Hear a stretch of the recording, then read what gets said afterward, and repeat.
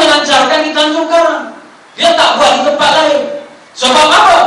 Sebab mempergunakan uang kerajaan bagi meraih populariti bagi dia. Sebab itu pada tahun 2009, 2010, bulan Februari 2010, saya sudah katakan bahawa UMNO Selangor sekarang ini sudah berpecah kepada dua kelompok. Pertama ialah kelompok Khair Anak Toyo. Kena sebut betul, jangan tambah R hujung.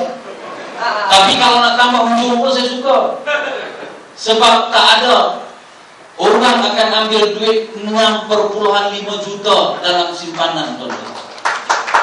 Kalau Toyo memang betul tugasnya untuk ambil duit, dan sebab itu dalam mahkamah kita menyaksikan bagaimana seorang saksi mendedahkan Khair Toyo beli mahligai, bayar untuk interior, designer dan juga landscaping 500,000 cash kali dengan 5-6 kali bayaran, tuan-tuan. Jadi menteri besar negeri Selangor 7 tahun 10 bulan. Katakan sebulan gaji menteri besar campur dengan basic salary, campur dengan allowance, dapat 35,000 kali dengan 12 bulan kali dengan 8 tahun, berapa dia dapat? Itu pun kalau dia tak makan, tuan-tuan, urut kering, tak guna duit gaji. Tapi kita tengok dia kami besar, kami benar. Dah macam dia badak sukan lah. Muka pun makin cantik. Muka kau pakai licin. Tempe banyak habis dia makan. Dan yang mendedahkan itu dalam mahkamah. Kalau dia jadi menteri besar selama itu pun belum mampu untuk mengumpul 6,5 juta. Jadi sebab itu kita nak tanya, mana datang duit itu, Khair? Toyo mana yang kamu belum dapat duit sampai 6,5 juta tunai? Hal ini dia tak boleh jawab. Dan itulah sebenarnya yang saya sebut pada Februari tahun 2010. Dan isu pasir yang diwar-warkan pada bulan Julai tahun 2010 itu adalah satu perlumbaan di antara Noh Boma dan juga Khair Toyo untuk lobby siapakah sebenarnya orang yang paling berkuasa di kalangan mereka di negeri Selangor ini, tuan-tuan. Dan bulan ini kita menyaksikan bagaimana Khair Toyo dimalukan hingga langsung tak ada kemaluan, tuan-tuan. Tak semalu. Sebab apa? Bagaimana menjadi seorang menteri besar? Ada tunai 6,5 juta. Siapa nak jawab? Ada pimpinan-pimpinan UMNO Bukit Lancung boleh jawab. Ada pimpinan-pimpinan UMNO di Putra Hai ini boleh jawab. Kalau ada, ayo tampil, jelaskan kepada rakyat mana kamu dapat 6,5 juta. Akhirnya kita menyaksikan perlawanan di antara Noh Omar ini dan Khair Toyo mengakibatkan Khair Toyo terbenam dalam lubang pasir yang dia gali dulu, tuan-tuan. Sebab yang benarkan pasir Selangor dulu, dia seorang saja yang kawan, tak ada orang lain. Dan untuk memastikan Khair Toyo ini ganas, maka Noh Omar merancang meranakkan terus Khair Toyo itu terus masuk ke dalam lubang, tuan-tuan. Dah nak pendek, masuk lubang, tak nampak langsung. Ini yang berlaku di sana. Ini cerita pasal Khair Toyo. Ini cerita pasal Noh Omar.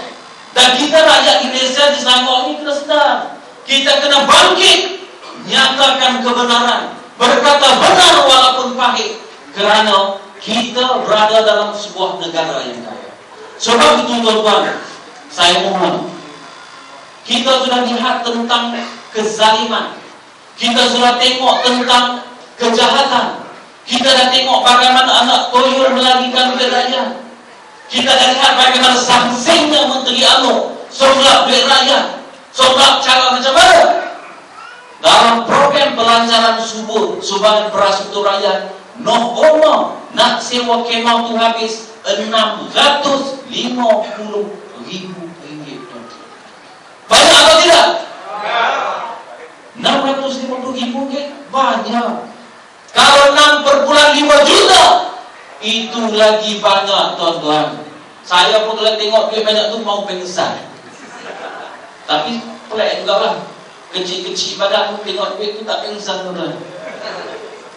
Ini yang berlaku di Selangor. Sebab itu kita tuntut, ayo 9 hari bulan Julai nyatakan kebenaran rakyat. Kita mau SPR mengadakan pilihan raya yang adil. Untuk adil kita mesti bermula daripada perkara yang asas. Bagi orang Islam yang membaca Al-Quran, nak baca Al-Quran itu dia mesti mula dengan mukhadam. Mukhadam itu ialah mengenal huruf-huruf Arab, bahasa Al-Quran. Dia tidak boleh terus lompat, melainkan kalau kita terlalu pandai, lahir saja kita sudah boleh bercakap alif, ba, ta, sa dan sebagainya. Kita akan ambil Selangor ini at all cost. Maknanya sama ada secara haram atau haram jadah, dia tetap akan ambil. Dan ini menjadi tanggungjawab kita kepada rakyat yang ada di Selangor, di Putrahad, di Seribu Dua, di Kota Raja. Kita mesti pertahankan kerajaan negeri Selangor hari ini, kerana kita tak ambil walau satu sen pun duit rakyat negeri ini. Kita akan melaksanakan amanah yang dipikul ke bahu kita. Ya, bukan mudah untuk takbir dalam keadaan 50 tahun otak rakyat, otak pegawai-pegawai disuntik dengan cara pemikiran UMNO dan Barisan Nasional. Sebab itu saya pesan kepada rakan-rakan, pilihan raya yang akan datang ini, kalau Najib kata at all cost dia akan ambil negeri ini, kita nak jawab kepada Najib, biar berputih mata, jangan biar putih tulang, jangan putih mata. Kita akan pertahankan negeri Selangor dan merampas Putrajaya dengan cara apa?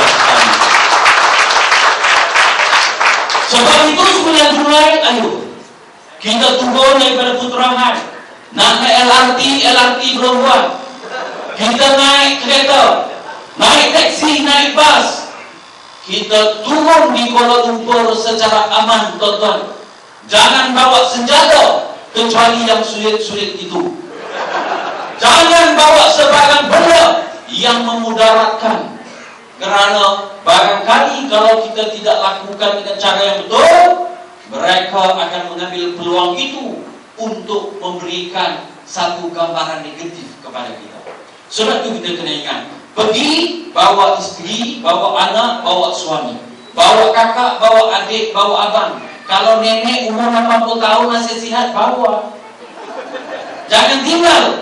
Kerana hari ini sehingga jam 6 petang tadi, kita kira-kira kalau PAS bawa 300.000, keadilan bawa 120.000, DAP bawa 60.000, 80.000, jumlah yang akan ada di Kuala Lumpur ahli parti saja akan mencecah 500.000 orang.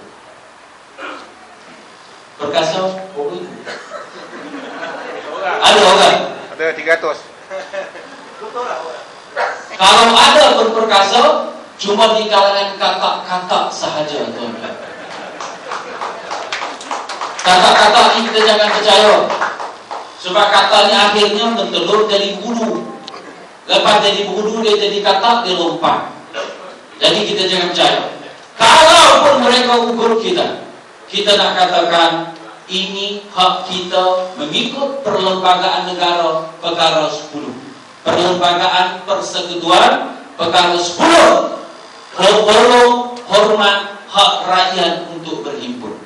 Sebab itu saya nak tegaskan bahawa sepatutnya kita dalam negara kita ini, kalau kita adakan perhimpunan seperti ini, yang patut mengiringi kita adalah Polis Diraja Malaysia. Tapi sayang, Polis Diraja Malaysia hanya ikut apa yang dikatakan oleh UMNO dan Barisan Nasional. Sebab itu 3 hari yang lepas, timbalan Ketua Polis Negara yang dulunya Ketua Polis Selangor, dia kata siapa yang pergi, kalau perlu kita tangkap, kita akan tangkap. Kalau perlu tahan, kita akan tahan.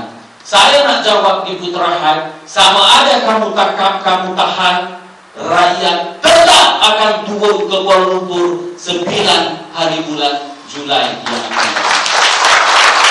Para yang hormati dengan banyak itu, saya ambil kesempatan ini untuk ucapkan terima kasih kepada semua rakan-rakan Pakatan Rakyat Putrahad dan tahniah kepada Tuan Haji Borhan yang berjaya mewujudkan PAS bagi cawangan Putrahad ini. Sekian, wassalamualaikum warahmatullahi wabarakatuh.